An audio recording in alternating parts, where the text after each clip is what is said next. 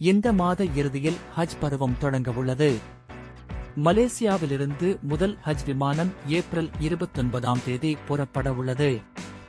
இந்நிலையில் சமூக ஊடகங்களில் உரிமம் இல்லாத ஹஜ் பேக்கேஜ்கள், குறிப்பாக முஜமாலா விசா பயன்படுத்தி அதிகளவில் விளம்பரமாக தோன்ற தொடங்கியுள்ளது.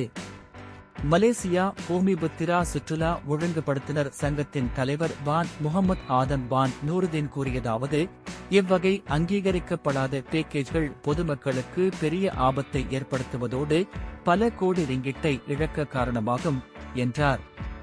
தபுங் ஹாஜி அங்கீகரித்த PJH உரிமம் பெற்ற பயண ஒழுங்குபடுத்துதல்களிடம்தான் ஹஜ் சேவைகளை தேட வேண்டும் என்றும் தெரிவித்தார். முஜமாலா விசா என்பது சவுதி அரசு வழங்கும் விசா ஆகும். இது பொதுவாக சவுதி நிறுவனங்கள் அல்லது முக்கிய பிரமுகர்கள் வழியாக வழங்கப்படுவதால் ஒரு நாட்டின் உத்தியோகபூர்வ ஹஜ் ஒதுக்கீட்டுக்கு வெளியே வழங்கப்படுகிறது. சில தனிநபர்கள் தங்களை பயண முகவர்கள் என கூறி ஒரு நபருக்கு Rm50,000 முதல் Rm லட்சம் வரை விலையில் முஜமாலா விசா பேக்கேஜ்களை சந்தைப்படுத்துகிறார்கள்.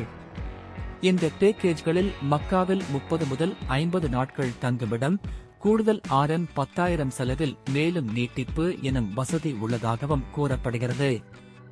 சில முகவர்கள் Rm7,000 வரை ஏர்லி பேர்ட் தள்ளுபடி வழங்குவதோடு Rm10,000 முதல் Rm13,000 வரை முன்பணம் கேட்டுள்ளனர். விசா நிராகரிக்கப்பட்டால் பணத்தை திருப்பித் தருவோம் என்ற மணிபேக் கேரண்டி வசதியும் தருகிறார்கள்.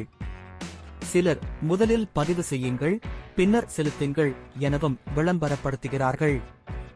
மற்றவர்கள் தங்களிடம் 2 அல்லது 3 முஜமாலா விசாக்கள் மட்டுமே உள்ளதாக கூறி ஏப்ரல் இறுதி தேதிக்குள் முன்பதிவு செய்ய வேண்டும் என கட்டாயப்படுத்துகிறார்கள்.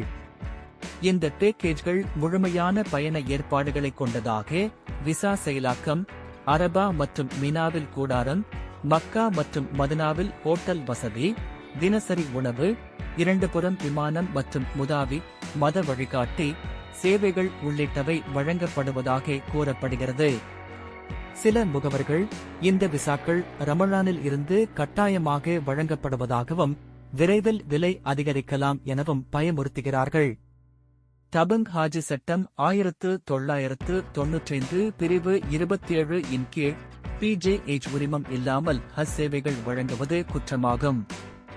வான் முகமது ஆதம், பொதுமக்கள் பயண முகவர்களின் உரிமங்களை பயண, கலை மற்றும் கலாச்சார அமைச்சகம் அல்லது தபுங் ஹாஜி மூலமாக உத்தியோகபூர்வமாக சரிபார்க்க வேண்டும் என்றும் உரிமம் இல்லாமல் பணம் கொடுக்கக்கூடாது என்றும் எச்சரிக்கை விடுத்தார். அதேபோல் Rm50,000க்கு அனைத்தும் உட்பட்டது என விலை குறைந்த முஜமாலா அல்லது ஃபுராதா விசா பேக்கேஜ்கள் உண்மையான செலவுகளை பிரதிபலிக்காது எனவும் அவர் கூறினார்.